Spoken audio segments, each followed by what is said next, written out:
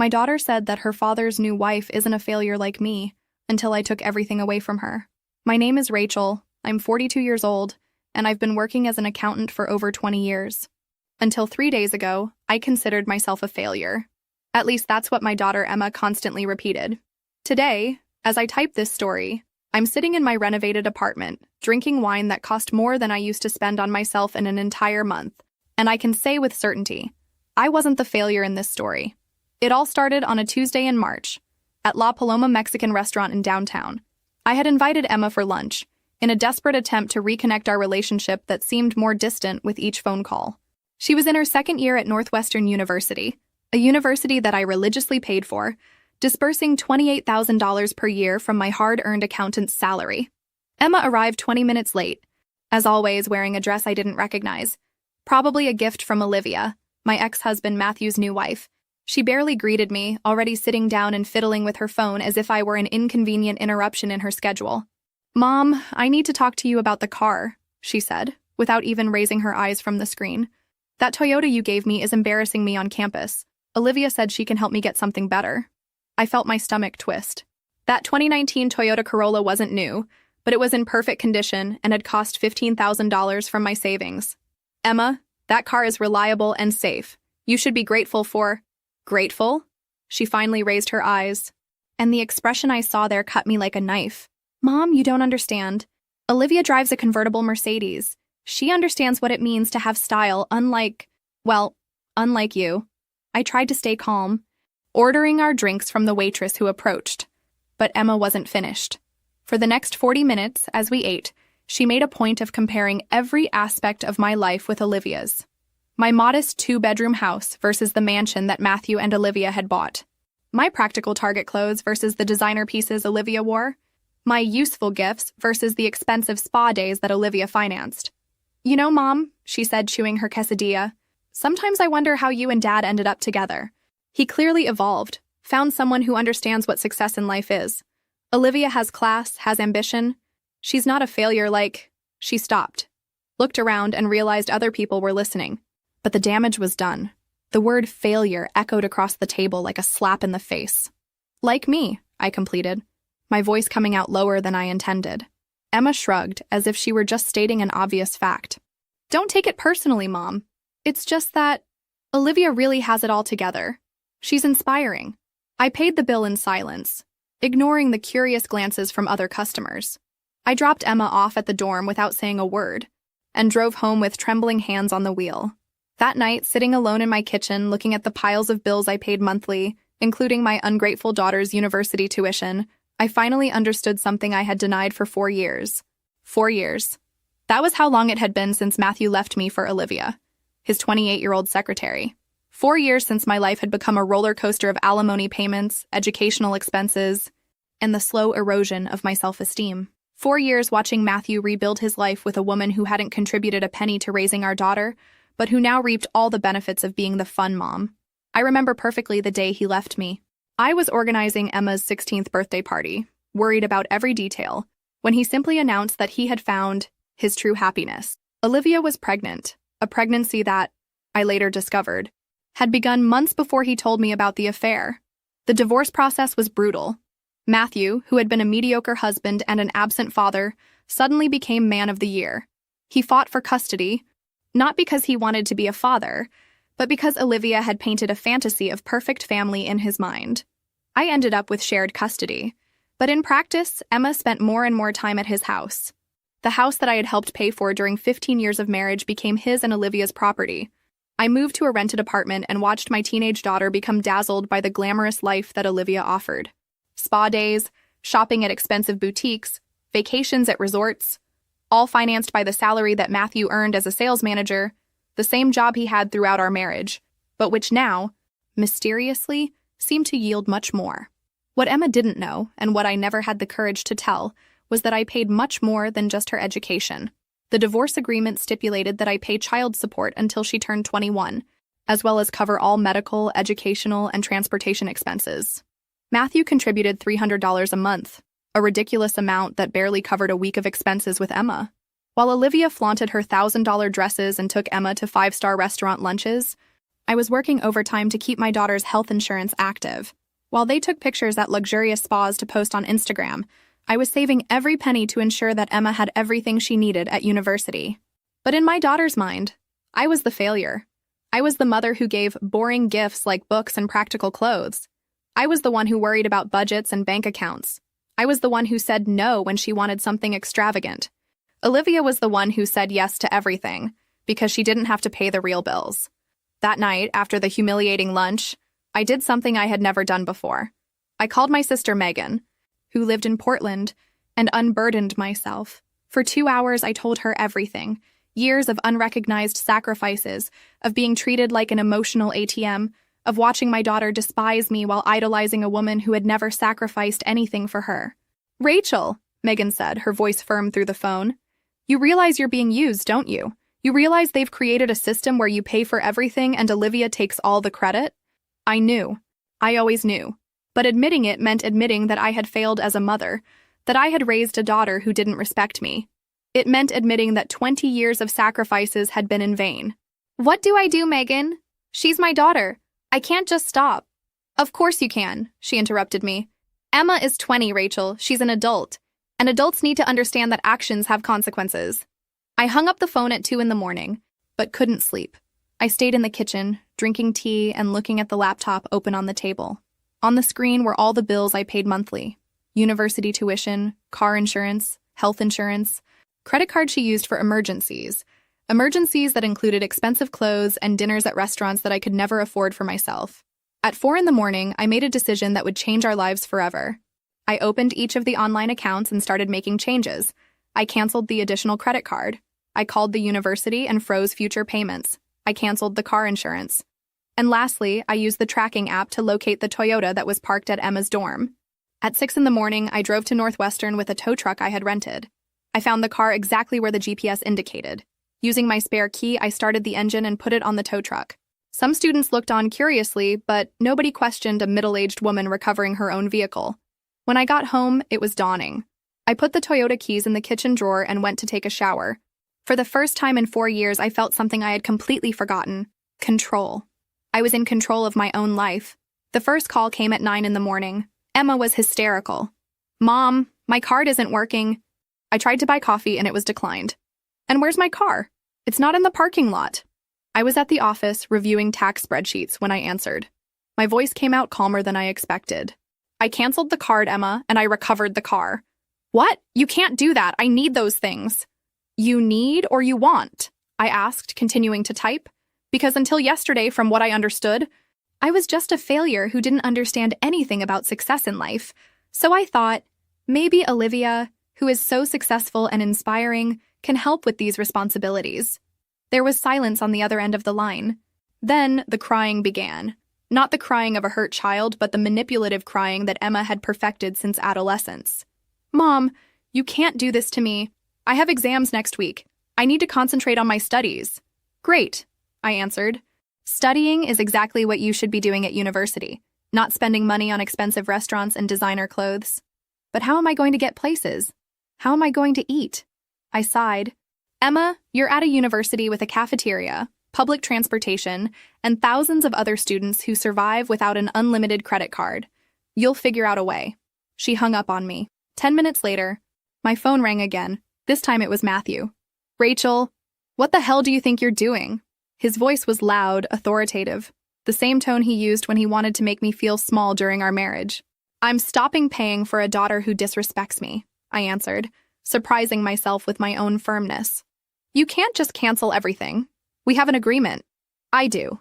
And if you read the clauses, you'll discover that I have the right to suspend financial support if Emma demonstrates extreme ingratitude or disrespectful behavior. My lawyer explained this to me yesterday." This was a lie. I hadn't spoken to any lawyer. But Matthew didn't know that, and his hesitation confirmed to me that he also didn't know the details of the agreement he had signed 4 years ago. "Look, Rachel, I know Emma sometimes speaks without thinking, but she's young. She's 20, Matthew. When I was 20, I was already working 2 jobs to pay for my own college. Maybe it's time for her to learn some responsibility." "You're being ridiculous." Olivia is very upset about this whole situation. The mention of Olivia made me laugh. A short, bitter laugh. "Oh, Olivia is upset? Too bad. Maybe she can use some of her inspiration in class to help our daughter. You know our financial situation doesn't allow. What financial situation? Matthew? You just bought a Mercedes for Olivia.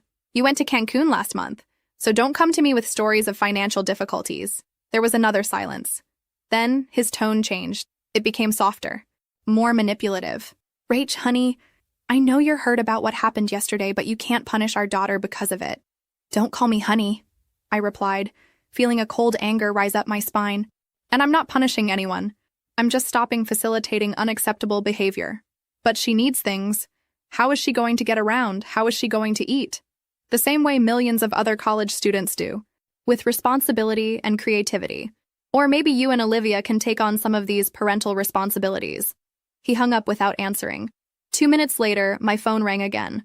Olivia. Rachel, we need to talk. Her voice had that artificially sweet tone she used when she wanted something. About what, Olivia? About this whole situation with Emma. I know you're upset, but you need to think about her well-being. I've thought about her well-being for 20 years, I replied. Time for you to think about it too. You know our situation is complicated. Complicated how? You have money for spas, expensive clothes, luxury cars, but not to help with the expenses of your husband's daughter? There was a pause. It's not that simple, Rachel. I have my own expenses, my own responsibilities. Oh, of course. And what are your responsibilities, Olivia? Because from what I see, you have time to take Emma for expensive lunches and shopping, but you don't have any financial responsibility. I contribute emotionally. Emma needs a strong female figure in her life. The irony was so absurd I almost laughed. A strong female figure? Olivia, you're a 32-year-old woman who has never had a real job, who lives off her husband's salary and who convinced a 20-year-old girl that I'm a failure because I pay the bills instead of showing off. That's not fair. You know what's not fair? Spending 4 years paying $28,000 a year for education, plus insurance, plus credit card, plus all the expenses, while you take the credit for being the fun mom. You know what's not fair? Being called a failure by a daughter who never had to work a day in her life. Rachel, you're being very dramatic. Dramatic? Olivia, you want to know what's dramatic? It's discovering that you spent $300 at a spa last week. Money that technically came from the salary that Matthew should be using to support his daughter, while I cut my own health insurance to continue paying for hers. Total silence on the other end of the line.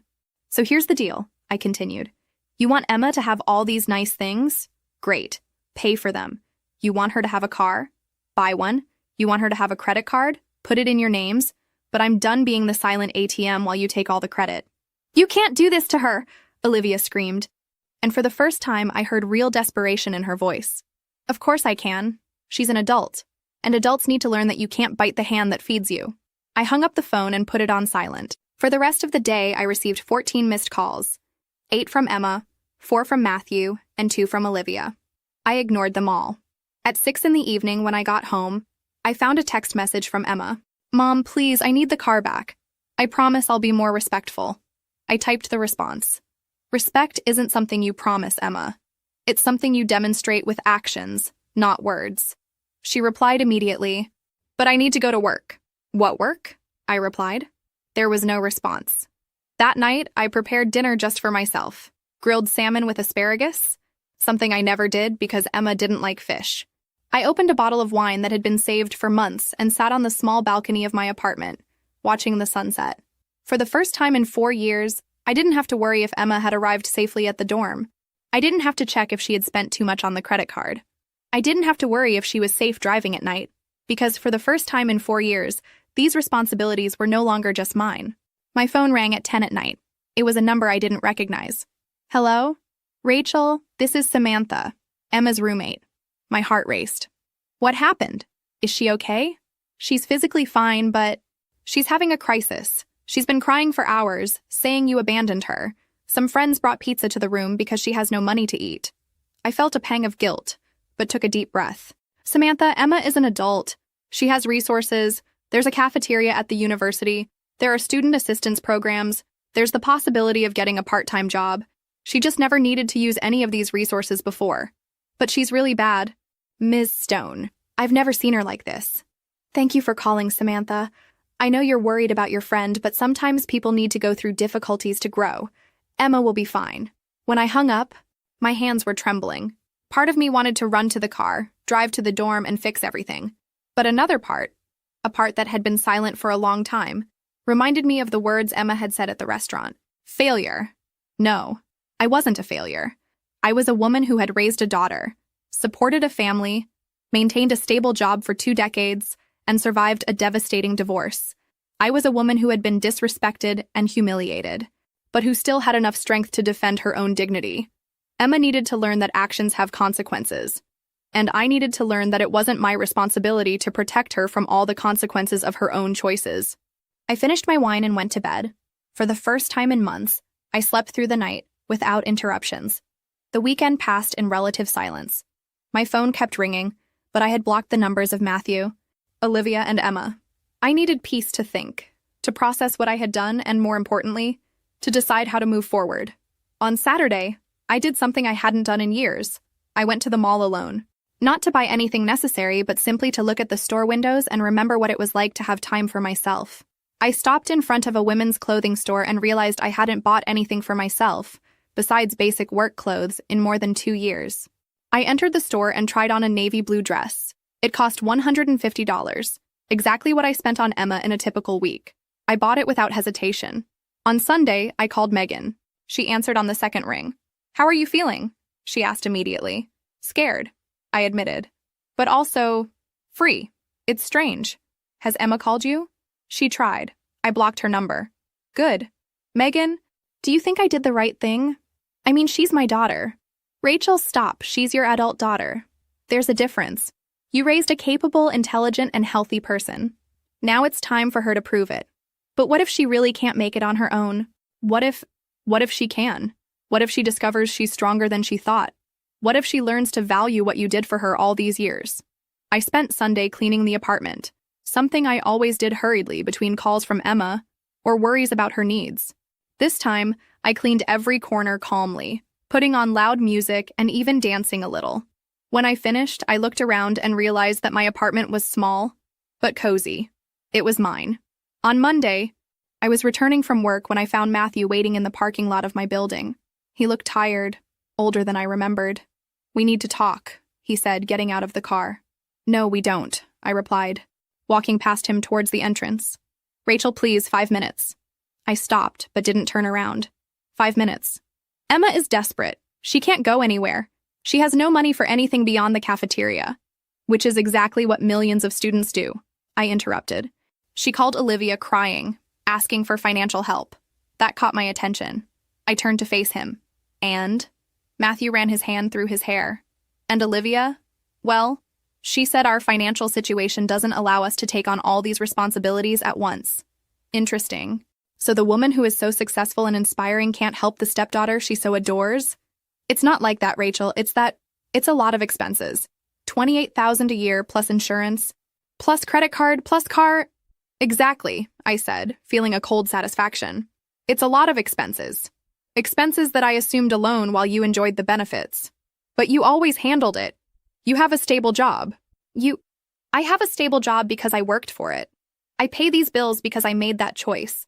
But now I'm making a different choice. Rachel, be reasonable. You can't just abandon our daughter. I didn't abandon anyone. I stopped facilitating her disrespectful behavior and your dependence. There's a difference. Matthew was silent for a moment. Then he tried a different approach. "Look, I know Emma said things that hurt you. She was wrong. But she's young. She didn't mean—" "Of course she meant it," I interrupted. "She meant every word. And you know why? Because you and Olivia spent 4 years brainwashing her, making her believe that I am inferior to you because I pay the bills instead of showing off. That's not— It's true. Matthew, you created a system where I'm the boring mom who says no and worries about money, while Olivia is the fun mom who says yes to everything. But you forgot one detail. I'm the one who makes it possible for Olivia to say yes." He didn't answer. He knew I was right. "So here's what's going to happen," I continued. "You want Emma to have all these perks? Great. Pay for them. You want her to respect me? She's going to have to earn that back. Because I'm done being treated like a failure by people who depend on me. And if we can't pay for everything, then you'll have to make choices, won't you? Just like me. Just like any responsible adult." Matthew stood there for a moment, clearly frustrated. "Rachel, you're being cruel." "Cruel?" "Matthew, Cruel is spending 4 years letting our daughter disrespect me. Cruel is allowing your wife to humiliate me indirectly through our daughter. Cruel is treating me like an ATM while taking all the credit for being the cool parents. We never— Of course you did. When was the last time Emma thanked me for paying for her education? When was the last time she acknowledged that I sacrificed my own quality of life to give her opportunities that I never had? When was the last time you included me in any important decision about her life? He couldn't answer, because we knew the answer was never. So, no, Matthew, I'm not going back. Emma is an intelligent and capable adult. Time for her to prove it. He left without saying anything else. I went up to my apartment and prepared dinner, feeling strangely at peace. I was watching a documentary when the phone rang. It was an unknown number. Hello? Mom? Emma's voice was hoarse, probably from crying so much. Emma. Mom, please, I need you to forgive me. I didn't mean to say those things. I was angry. I don't know why. You know why? Emma, you said those things because it's what you really think. That's not true. I love you, Mom. You know I love you. Loving and respecting are different things, I replied. You can love me and still consider me a failure. You can love me and still disrespect me. I don't disrespect you. Emma, you called me a failure in public. You spent 4 years comparing me unfavorably with Olivia, a woman who never contributed a penny to your upbringing. You always accepted my sacrifices as if they were obligations, but never acknowledged what they meant. I heard her sob on the other end of the line. Mom, I'm sorry. I'm really sorry. Please, forgive me. I forgive you. Emma? But forgiveness doesn't mean things will go back to how they were. What do you mean? I mean you're an adult now, and adults need to take responsibility for their choices and their words. But I need the car. I need the credit card. How am I going to— You'll figure it out, just like millions of other college students figure it out. Mom, please don't do this to me. I promise I'll be different. I don't want promises. Emma, I want real change, and those changes start with you taking responsibility for your own life. But I don't know how. Then it's time to learn. Mom, I love you. Please don't abandon me. I'm not abandoning you. Emma, I'm giving you the opportunity to grow, to become the independent and strong person I always knew you could be. But what if I can't do it? Then you'll discover that you're stronger than you think, just like me. I hung up the phone and cried. I cried because it hurt. I cried because it was necessary. I cried because for the first time in 20 years I had chosen my own dignity instead of making life easier for my daughter. At 10 at night, I received a text message from an unknown number. Ms. Stone, this is Josh from Northwestern. I'm Emma's friend. She asked me to tell you that she got a part-time job at the university library. She wanted you to know. I smiled through the tears. Maybe it would work. Maybe she really was stronger than I thought. 3 weeks passed. Emma called regularly, but our conversations were different. She didn't ask for money directly, but always mentioned her difficulties. How hard it was to work in the library for just $12 an hour. How humiliating it was to use public transportation. How her friends were beginning to notice that she could no longer participate in expensive social activities. On a Thursday night, she called crying again. This time it seemed different. More desperate. Mom, I can't take it anymore. I'm exhausted from working and studying. I barely have time to sleep. My classmates are getting better grades because they can dedicate themselves just to studies. I'm harming my future because of your hurt pride. My hurt pride? I repeated, feeling the familiar anger rise. Yes, you're punishing me because I hurt your feelings. But that's not fair, Mom. I'm your daughter. You should support me unconditionally. Unconditional support, I muttered. Emma, do you know how many times I worked late to pay your bills? How many times I canceled personal plans to meet your needs? How many times I sacrificed things I wanted to ensure you had everything? I know, Mom, and I'm grateful. No, you're not. You never were. You always accepted my sacrifices as if they were natural obligations, as if I owed this to you. But you do. You're my mother. And there it was, the raw truth she had never admitted before. I owed her. I owed her everything, simply for existing. Emma, I said, my voice becoming firmer, I raised you for 20 years. I supported you, educated you, protected you, and loved you. I fulfilled all my obligations as a mother. You are an adult now. My obligations have ended. You can't do this. Other mothers don't do this. Other daughters don't call their mothers failures in public, I replied. I've apologized for that 1,000 times. Apologizing doesn't undo what was said, Emma. It doesn't undo years of disrespect and ingratitude. So that's it? You're going to punish me forever? I'm not punishing you. I'm giving you the chance to grow, to become independent, to value the things you have. But I don't want to be independent yet. I want to finish my education in peace. And you can. There are student loans, scholarships, assistance programs. There are many ways to pay for an education that don't involve depending on the failure mother. Mom, please. No, Emma. My decision is final. You are an intelligent and capable adult. Prove it. I hung up the phone and realized I no longer felt guilt. I felt something different. I felt relief. The next morning, I was having coffee when I received a call from Olivia. This time, she wasn't trying to be sweet. Rachel, this needs to stop. You're being ridiculous. Good morning to you too, Olivia. Emma is suffering. She's working until she's exhausted. Her grades are falling. Her grades are falling? Interesting. She told me she was working 12 hours a week at the library. That barely counts as part-time. Well, she's under a lot of emotional stress. Emotional stress from having to take on responsibilities like an adult? You're being cruel. Rachel, a real mother wouldn't do this. A real mother? I repeated. Olivia, do you want to know what a real mother does?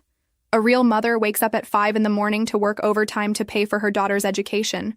A real mother gives up vacations, new clothes, dinners at restaurants to ensure her daughter has everything she needs. I know you sacrificed. You don't know anything. You spent 4 years playing fun mom with the money I earned. You took my daughter to spas that cost more than I spend on myself in 6 months. You bought clothes for her that cost more than my rent. I was being generous. You were being generous with my money. Because every dollar Matthew spent on you was a dollar he wasn't contributing to Emma's expenses. Olivia was silent for a moment. Look, Rachel, I understand that you're upset, but you need to think about what's best for Emma. I am thinking about what's best for her. For the first time in 20 years, I'm thinking about what's really best for her in the long run.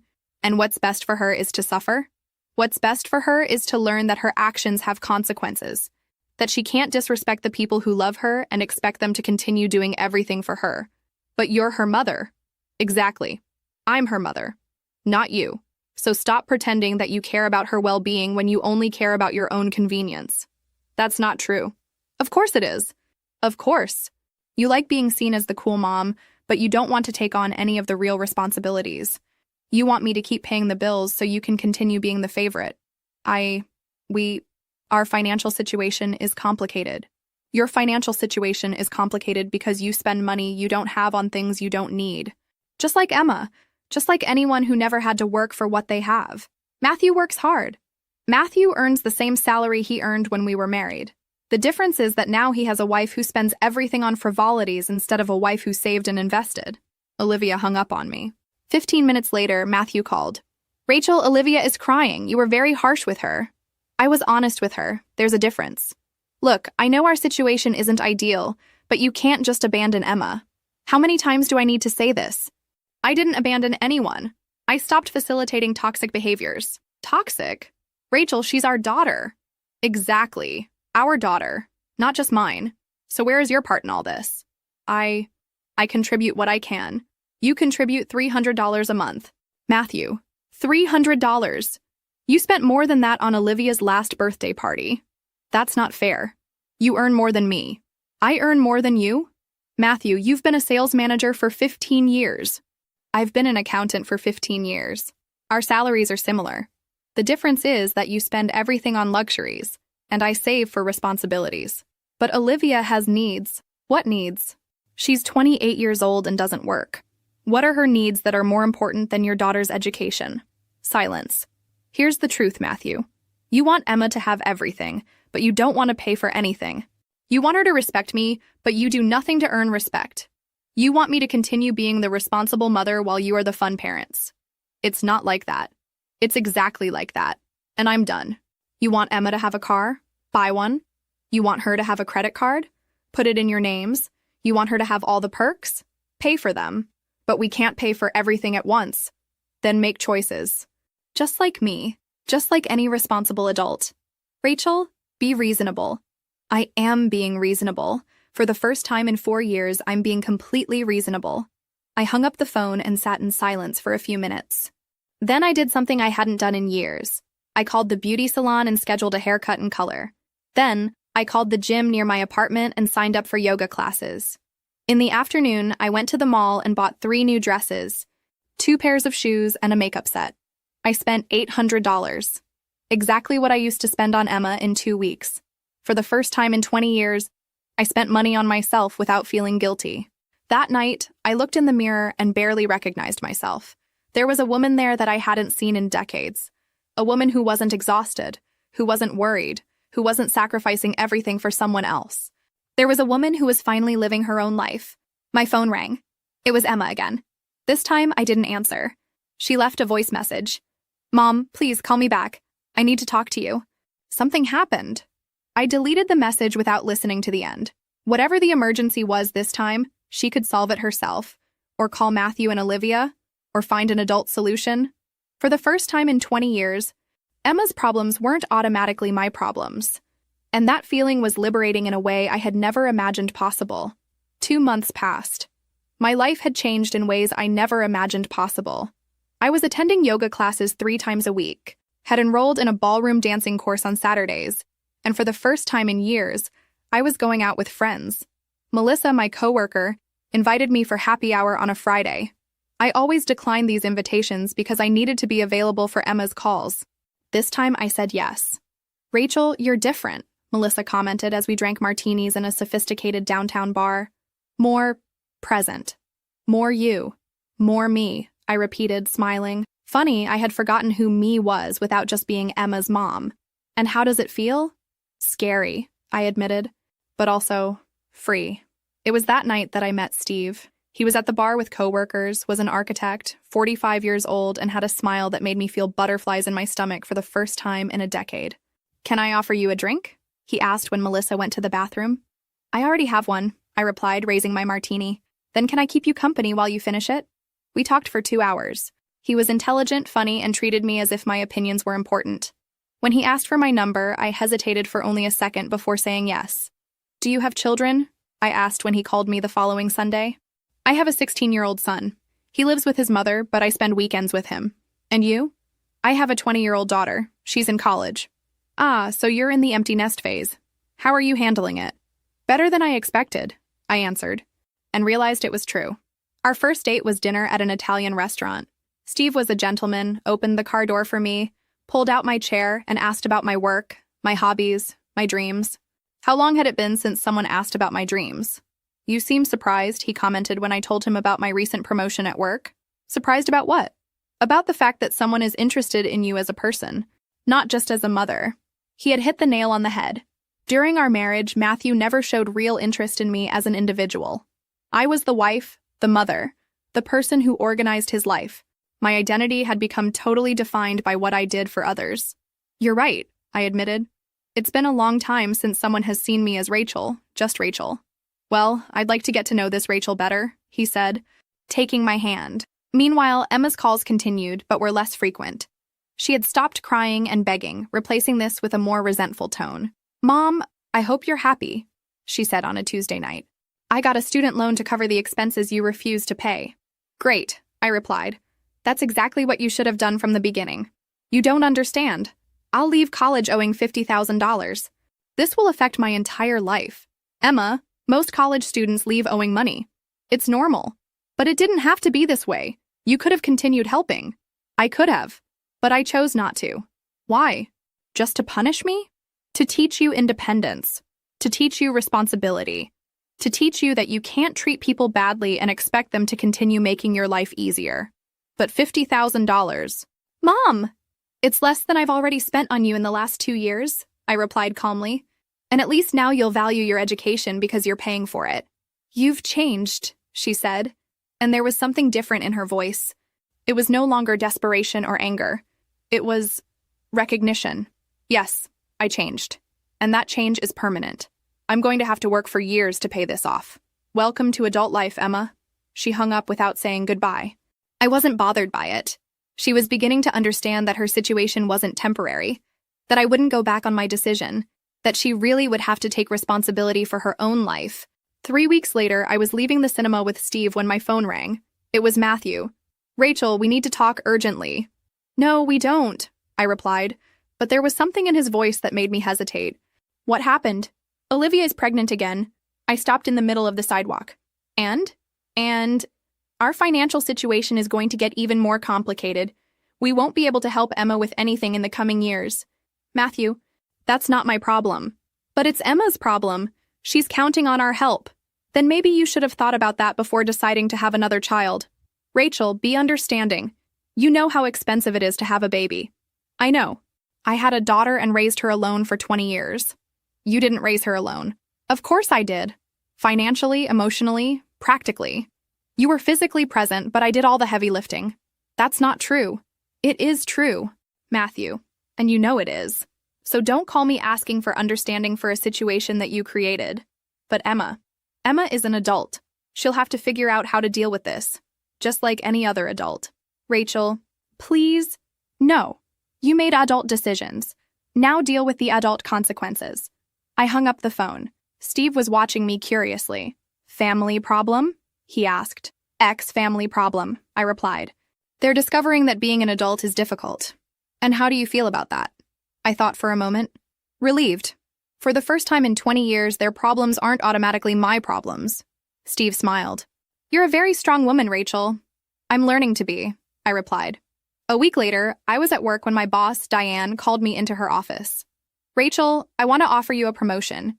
Senior accounting manager. It comes with a 20% salary increase, but also with more responsibilities and some travel. A year ago, I would have immediately declined. More responsibilities and travel meant less availability for Emma. But now, I accept, I said without hesitation. Are you sure? I know you always prioritized flexibility because of your daughter. My daughter is an adult now. It's time for me to prioritize my career. Diane smiled. Good. You deserve this, Rachel. You've always been our most dedicated employee. When I left her office, I felt a euphoria that I hadn't experienced in decades. Not just for the money, but for the recognition. Someone had noticed my work. Someone had valued my dedication. That night, I called Steve to share the news. Let's celebrate, he said. Dinner somewhere special. I'd love that. Rachel? Yes? I'm proud of you. I know this transition hasn't been easy. It hasn't, I admitted. But it's been necessary. And you're doing incredibly well. For the first time in 20 years, someone was proud of me. Not for being a good mother. Not for sacrificing for others. But for taking care of myself. For making difficult but necessary choices. That night, I looked in the mirror and barely recognized the woman I saw there.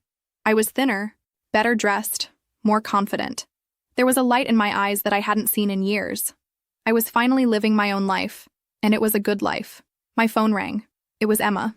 This time I answered. Mom, I heard you were promoted. Congratulations. Thank you, I replied, surprised by the genuineness in her voice. I wanted to talk to you about some things. Can I visit you this weekend? Sure, but it will have to be Saturday afternoon. I have plans on Friday and Sunday. Plans? I'm dating someone, and I have dance class on Sundays. There was a long silence on the other end of the line. Mom? Yes?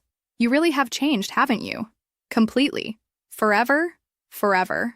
Another silence. Okay, I'll come on Saturday afternoon. When I hung up, I realized I didn't feel anxiety about the visit. I didn't feel guilt or expectation. I just felt curiosity about what Emma had to say. For the first time in our relationship, I was in control. Emma arrived at my apartment on Saturday at 2 p.m. When I opened the door, I almost didn't recognize her. She was thinner, her hair simpler, wearing jeans and a basic t-shirt instead of the designer clothes she used to wear. Hi, Mom, she said, hesitantly. Hi, sweetie. Come in. She looked around the apartment and stopped. Wow, you redecorated? I renovated some things, I replied casually. I had bought new furniture, painted the walls, bought artwork. The apartment was unrecognizable. More adult, more elegant, more mine. It's beautiful, she said, and for the first time in years, I heard genuine admiration in her voice. Very sophisticated. Thank you. Would you like coffee? Or water? Coffee is good. I prepared coffee in my new machine, a gift I had bought for myself, and we sat in the living room. Mom, I wanted to apologize to you, Emma began, her hands shaking slightly. Not just for what I said at the restaurant, but for everything, for how I treated you all these years. It's okay, I replied, keeping my voice neutral. No, it's not okay. I was horrible to you. I said terrible things, I disrespected you, I treated you as if you were As if you were an employee, not my mother. You're right, I agreed. You treated me badly. She seemed surprised by my direct honesty. I think I didn't realize how much you did for me, how much you sacrificed. Didn't realize or didn't want to realize? Probably didn't want to, she admitted. It was easier to see you as the boring mom who worried about money than to acknowledge that you were holding my entire life in your hands. And now I'm living on my own for the first time. I'm working 20 hours a week, studying, paying my own bills, and it's much harder than I imagined. Welcome to adult life. Mom, I understand why you did what you did. You were trying to teach me responsibility. I was trying to teach myself self-respect, I corrected. Responsibility is a bonus. Emma was silent for a moment. You're really not going to go back on this, are you? No. Even if I beg? Even if I promise I'll be different? Even then. Why? I sighed. Emma, you're 20 years old. In the next few years, you'll graduate, get a job, maybe get married, have children. You'll build an adult life. I also deserve to build an adult life. But you've always been an adult. No. I've always been a mother. There's a difference. In the last 6 months, for the first time since you were born, I'm being Rachel. Not Emma's mom, just Rachel. And I like who Rachel is. And who is Rachel? I smiled. Rachel is a woman who works hard, who has professional ambitions, who likes to dance, who is in a healthy relationship, who has friends, who spends money on herself without feeling guilty. Are you dating seriously? Yes. Steve is an architect. He's kind, intelligent, and treats me as if I were important. I always treated you as if you were important, she protested. You treated me as if I were useful. There's a difference. Emma started crying. Mom, I'm sorry. I'm really sorry. Can you forgive me? I already forgave you, Emma. But forgiveness doesn't mean forgetting. It doesn't mean things will go back to how they were. Then how will they be? We'll have to figure it out. You're an adult. I'm an adult. We can have an adult relationship based on mutual respect. But I'm still your daughter. Yes, you are. And I still love you. But you're no longer my responsibility. You're your own responsibility. Emma wiped her eyes. I got a loan to cover the rest of college. I'll graduate owing $50,000. How much do most of your classmates owe? About that, she admitted. Then you're average. It's not the end of the world. Dad said he can't help because Olivia is pregnant again. I heard. And how do you feel about that? Betrayed, she said honestly. I always thought they would help me if you didn't help. But when it came time to really pay the bills, they found excuses. And has that taught you anything? It taught me that Olivia isn't as perfect as I thought.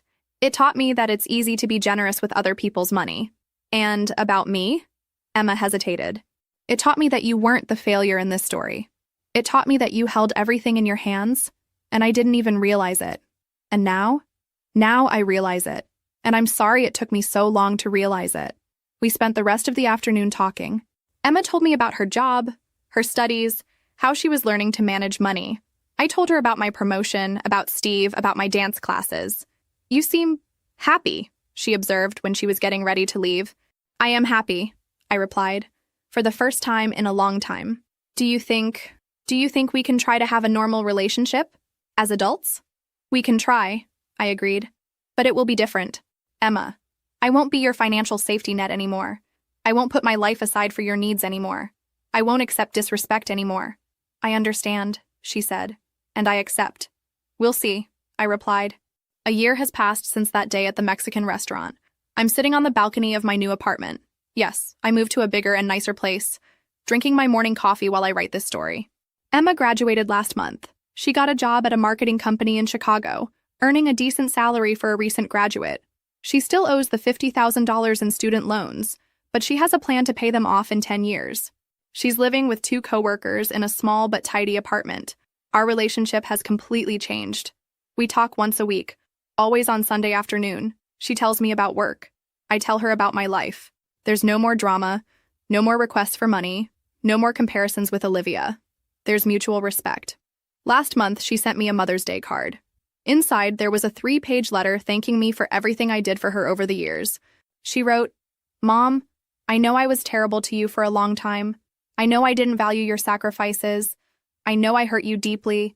But I want you to know that today, at 21, I finally understand what you did for me. You gave me everything. Education, opportunities, unconditional love. And when I disrespected you, you still gave me the most important lesson of my life. that I am strong enough to take care of myself. Thank you for not giving up on me, even when I gave up on you. I cried when I read it.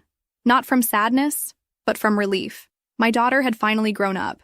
Steve and I are engaged. He proposed last month during a trip to Napa Valley, a trip I would never have taken when all my energy and money were dedicated to Emma.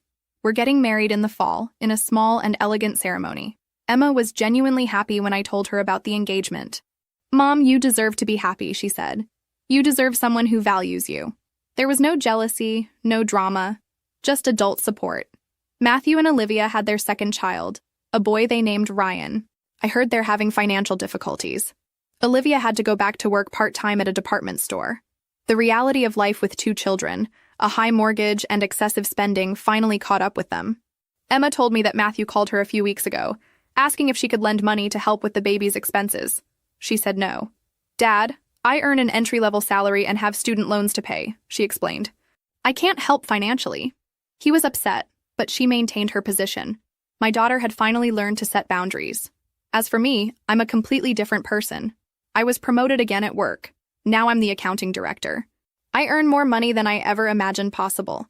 I travel for work regularly, something I always wanted to do but never could because I needed to be available for Emma. I have an active social circle. I go out with friends regularly, participate in a book club, still take dance classes. Steve and I travel together, go to concerts, dine at sophisticated restaurants. I have a full and rich life. I bought a new car, a hybrid SUV that I always wanted but could never justify the expense. I completely renovated my wardrobe. I do spa treatments occasionally. I spend money on myself without guilt, because I learned that taking care of myself isn't selfishness, it's necessity. Sometimes, people ask me if I regret the drastic decision I made. The answer is no, not for a second. That decision saved my life and, ironically, saved my relationship with my daughter. If I had continued facilitating Emma's behavior, she would never have learned independence. She would never have developed self-respect or respect for me. She would never have become the strong and capable woman she is today. And I would never have discovered who Rachel really is when not entirely defined by the role of mother. Today, as I write these words, I can say with certainty, I wasn't the failure in this story. I was the woman who made impossible sacrifices for 20 years, and when disrespected, had enough courage to say no more. I was the woman who chose her own dignity above others' convenience. I was the woman who realized that loving someone sometimes means letting them face the consequences of their own actions. I was the woman who decided that she deserved to be treated with respect. And today, at 43, I am the woman who is finally living the life she deserves. My name is Rachel. I am an accountant, fiancé, friend, dancer, traveler, and yes, mother. But today, being a mother is just a part of who I am, not the entirety of my identity. And that, I discovered, makes me not just a happier woman, but a better mother. Sometimes the greatest lesson you can teach someone is that you won't always be there to solve their problems. Sometimes the greatest love you can show is refusing to facilitate someone's weakness. I'm not a failure. I never was. I just took 42 years to realize it. And now that I realize it, no one will ever make me forget again.